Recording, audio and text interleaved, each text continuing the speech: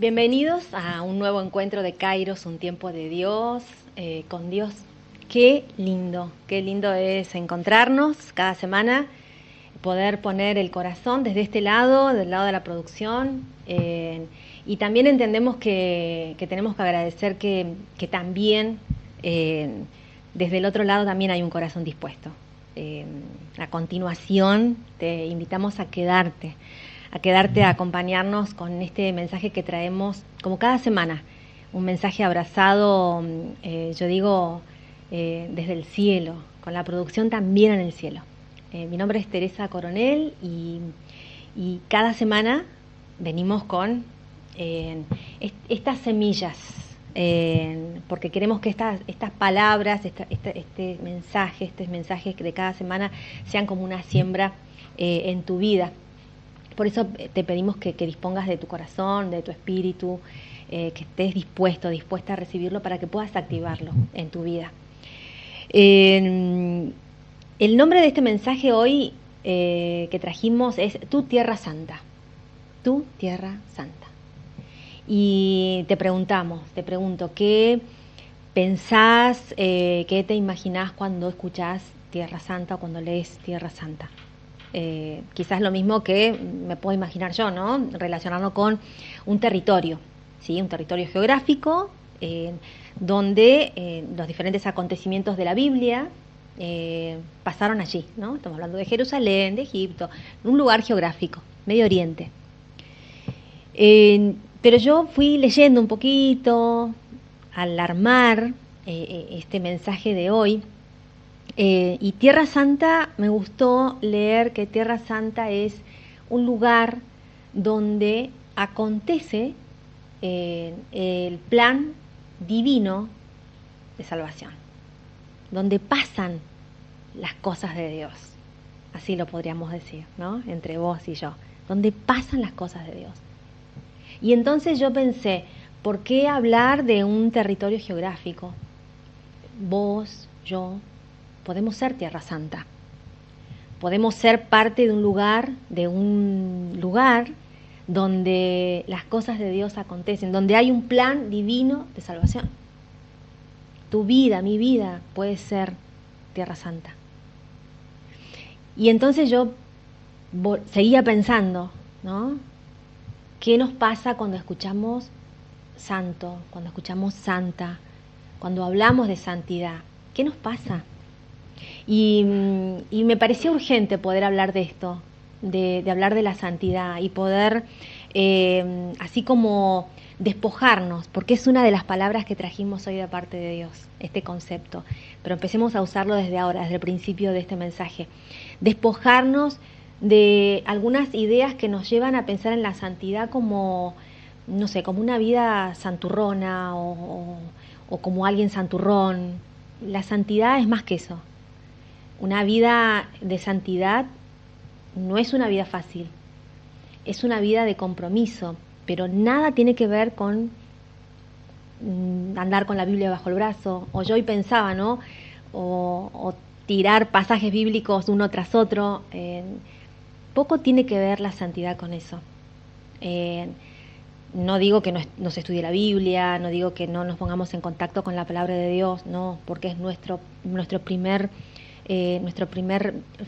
fuente, ¿no? De alimentación. De allí aprendemos nuestro libro de cabecera, allí aprendemos todo, están todas las respuestas.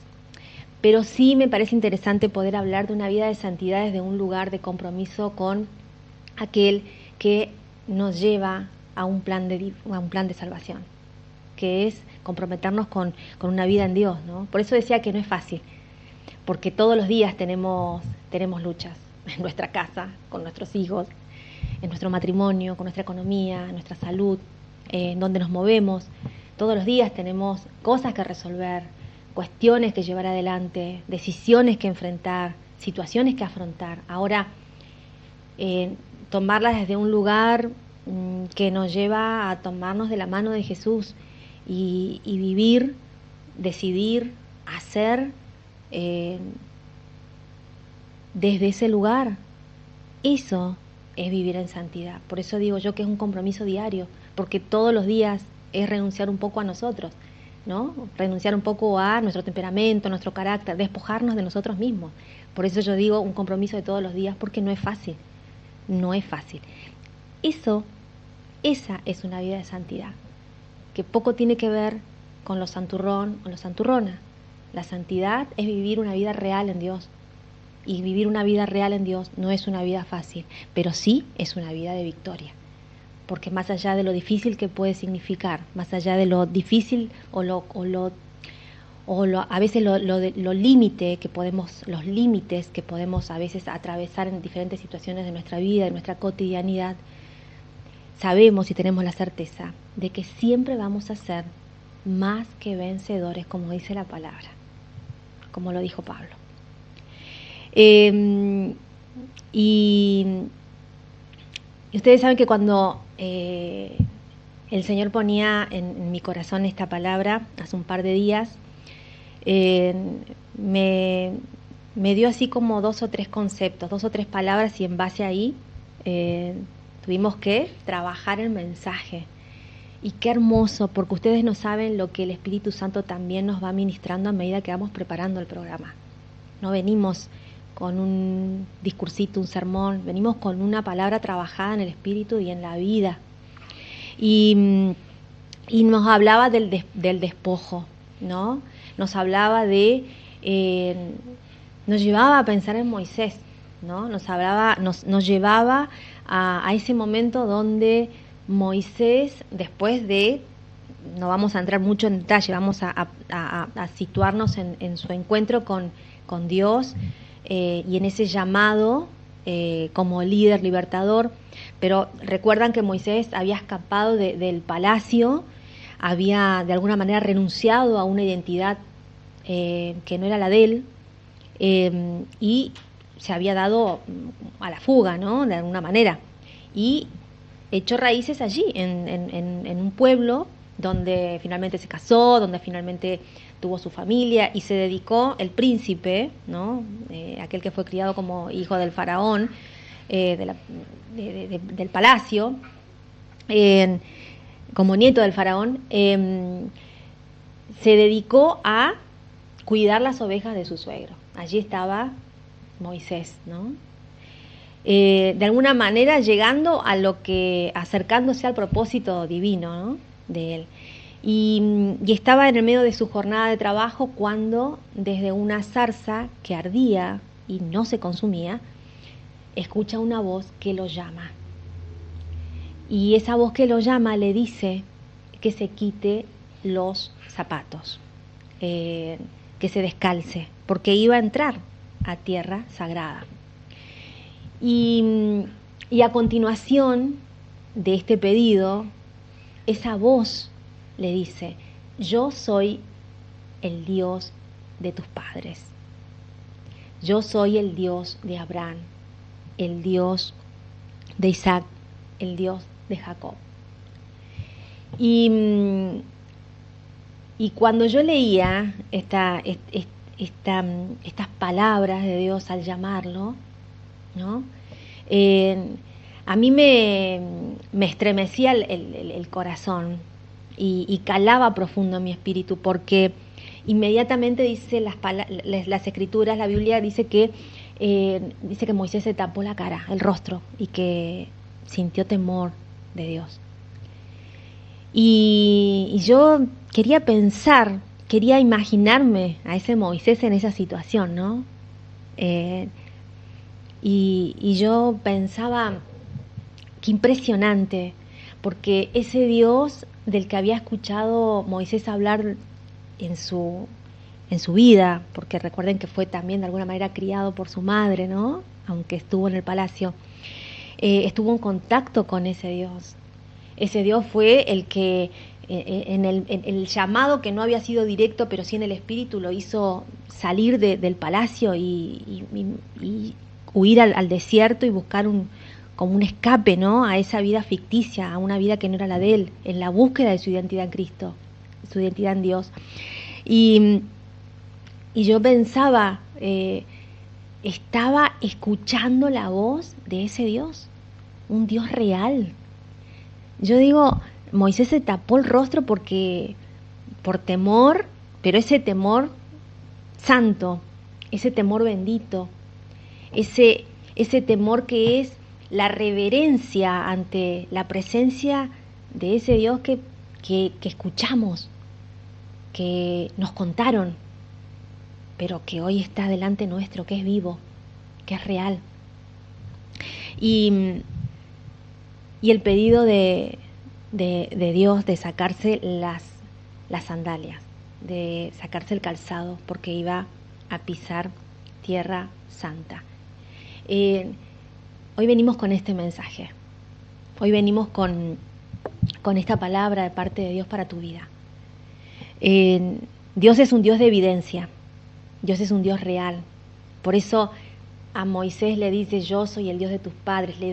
Le trae a memoria que el que está escuchando, que el que le está hablando, es un Dios de historia, un Dios que fue historia en su casa, en los suyos, con los suyos. Hay evidencia de eso. Moisés recuerda todo lo que le hablaron y conoció de la historia de ese Dios que es real y que está ahí delante de él. Y yo pensaba, nuestro Dios es el mismo, y es un Dios de evidencia, es un Dios real, un Dios que, si nos ponemos a pensar en cuántas cosas hizo en nuestra vida, en los momentos difíciles, a veces no estamos tan abrumados, tan abrumadas, tan preocupados, que a veces no recordamos cuántas cosas hizo Dios en nuestra vida. Dios nos está pidiendo hoy que recordemos, que hagamos memoria, porque hay evidencia de su presencia, de su hacer, de su soberanía en nuestra vida. Y como a Moisés también nos pide que nos despojemos. Y yo acá quiero hacer un alto, porque el despojarnos al entrar en su presencia no significa llegar a Él sin problemas. No, Él nos está pidiendo que lleguemos a Él y en Él nos despojemos. Porque hay algo que muchas veces está en el medio en el encuentro con Él. Muchas veces hay cosas que están obstaculizando, que hacen ruido, que aún estando en su presencia no podemos ser libres, no podemos descansar en Él. Hay cosas con las que vamos a su presencia que nos mantienen distantes, aún escuchando su voz. Por eso, así como Moisés, despojarnos, pero despojarnos en su presencia.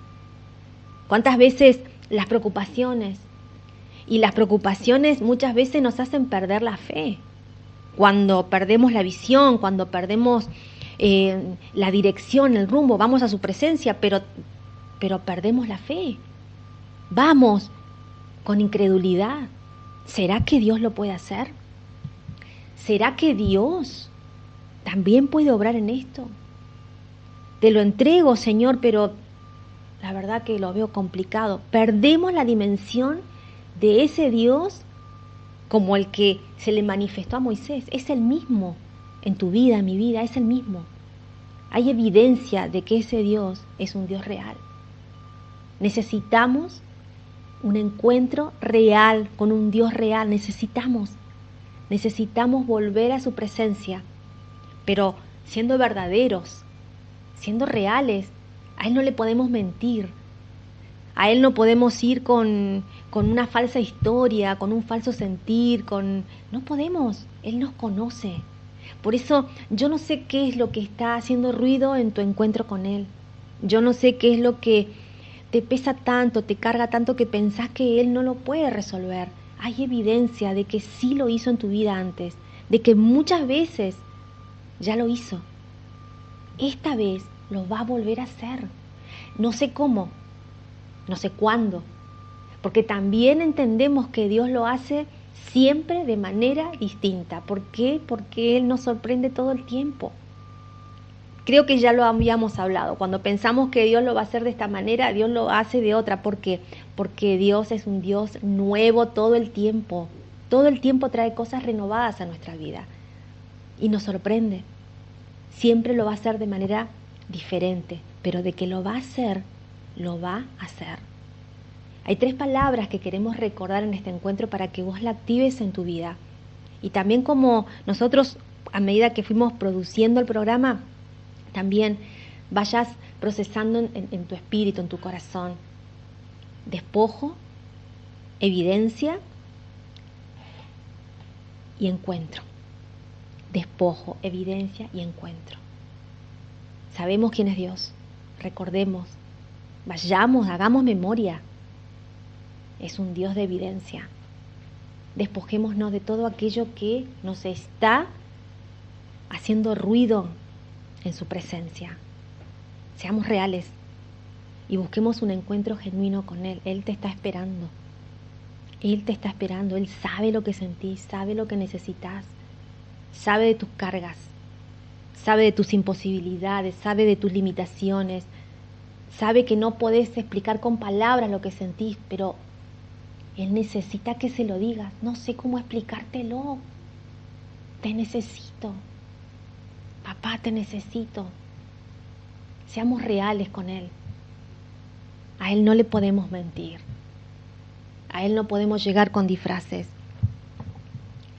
Él nos pide que nos despojemos. Nos está esperando.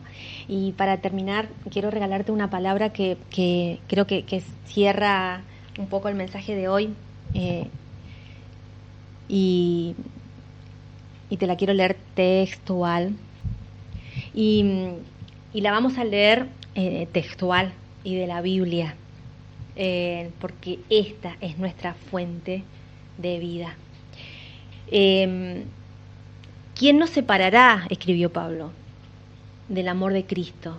¿Tribulación, angustia, o persecución, o hambre, o desnudez, o peligro, o espada? Como está escrito, por causa de ti somos muertos todo el tiempo, somos contados como ovejas de matadero. Antes, en todas estas cosas, somos más que vencedores, por medio de aquel que nos amó. Por lo cual estoy seguro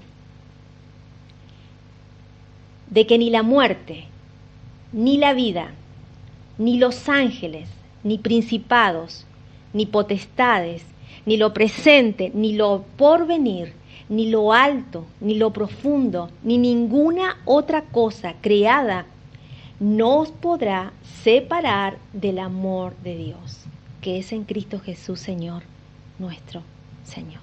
Nada te puede separar del amor de Dios. Nada me puede separar del amor de Dios, porque Jesús vino a renovar el pacto, un pacto de amor.